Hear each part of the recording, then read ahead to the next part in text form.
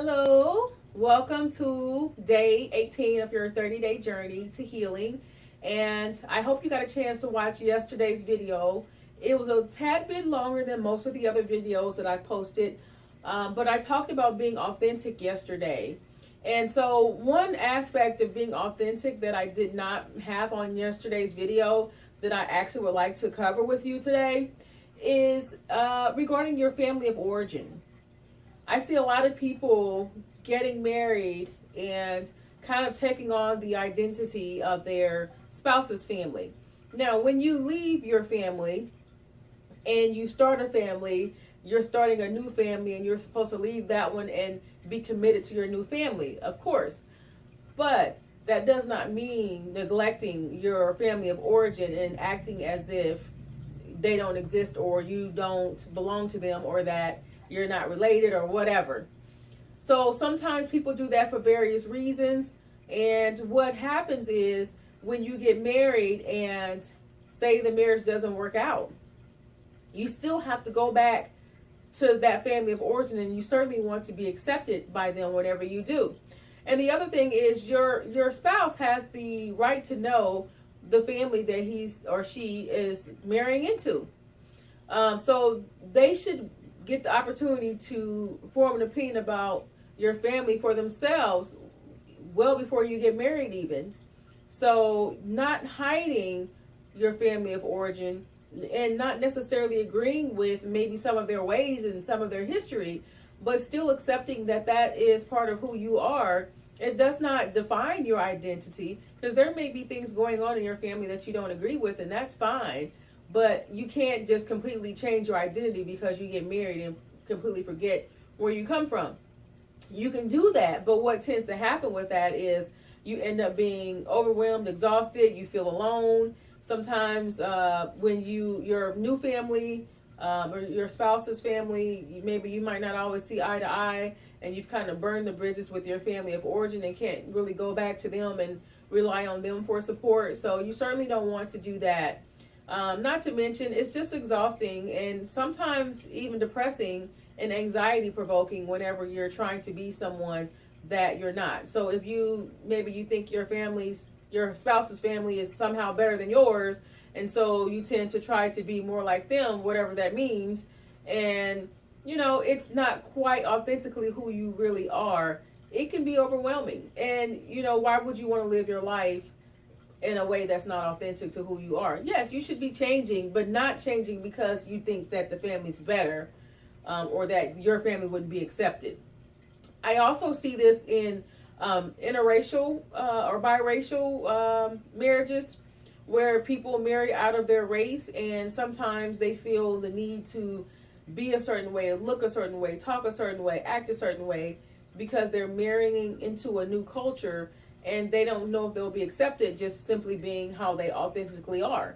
And so just remember that you don't have to change who you are because you're marrying into a different race or culture. Still be true and authentic to who you are, but embrace the differences in your new spouse's family as well. You don't need to change and be who they are or like they are in order to be accepted in the family. Not to mention, eventually you'll end up resenting your new family, your husband or wife's family, if you do that, because you'll be exhausted and you'll resent them and you'll kind of feel like somehow they pulled you into that when you simply made a decision. So I want to talk to you next about suffering.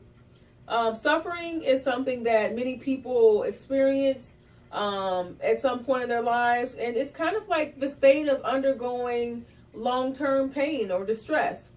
It's a long-term or ongoing hardship, if you will. It's the perception of harm or threat even, and the complete opposite of pleasure and happiness. That's kind of what, or how this is defined, how suffering is defined. Now, what are some things that cause suffering? It's different for everybody, but here's some examples. Not letting go when you need to. So remaining in a relationship, in a partnership, in a job in which it's toxic or unhealthy, and you've been harmed time and time again, and you're allowing yourself to remain in a situation, where you're being harmed on an ongoing basis, that promotes long-term suffering. Also, sometimes letting go too soon. Now, this one is kind of deep and maybe even pretty emotional for some people. But leaving a marriage too soon when you weren't quite ready to do that, and then you find out that you actually love the person and you still wanted to be with them, but because you were in so much pain and you were suffering long term, you just couldn't take it anymore and you got out because of the pain and the suffering. And so you regret it later on and you cause more suffering. So, try and deal with the problems and try to get some help when you need it, and try to communicate and don't disconnect too soon. Another example of letting go too soon is sometimes people give their children up for adoption, or they have abortions. Everybody has the right to choose what they do with their bodies. If they decide that, they are not able to take care of a child.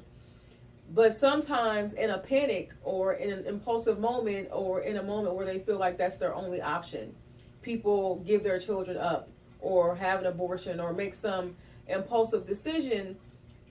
It's so harmful and it promotes long-term suffering when you do those types of things. Now, some people do those things and never look back, but some people regret those decisions for the rest of their lives. And so if you're facing a situation like that where you want to leave your marriage, or you are expecting a child and this is not a time for you to have a child, or you feel like you can't take care of a child or you don't have any options, please find someone that's rational, someone that can talk to you and help you make a good decision, because these decisions that you make in these moments will impact your emotional well-being for the rest of your life.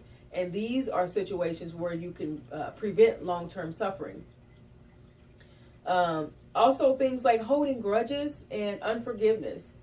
Those are things where if you don't deal with those, you're going to promote long-term suffering. If you're angry with someone for long periods of time, sometimes people get angry and remain angry for years, and they have not forgiven the people that they need to forgive for the pain that they've caused, that pain turns into suffering, long-term suffering. So deal with that unforgiveness and manage that pain early on so that the pain doesn't turn into suffering.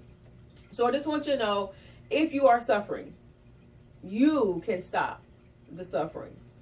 Okay, so you might not be able to control what someone else has done to you. You may not be able to prevent the harm that someone else has caused you, but you do have control over the long-term suffering by getting out of the situation. And that's a choice. It's a choice to stay in it or not. You can also decide that, you know what, this is a situation that I don't necessarily want to get out of, but I need to get some professional help so that I can manage the pain that I'm experiencing in this situation. Because sometimes pain can be managed and then over time healed. But once it turns into suffering, it gets so much deeper than that. So because it's such a long-term thing, and once you're used to suffering, sometimes it's hard to get out of that cycle of suffering. So just know that you can heal. Just know that you can manage pain. And if you need help doing either of those things, there's people there to help. So call my number at 618-717-2732, or go to my website at KarmaBrownCounseling.com. And just let me know if you need some help in any of these areas. Hey, you have totally got this. You are on day 18. You are doing this thing. And we're going to talk a little bit more about your interaction with other people, since we've been dealing with yourself first. So, hey, I will see you guys tomorrow on day 19. I hope everything's going well for you, and I will see you soon. Keep healing.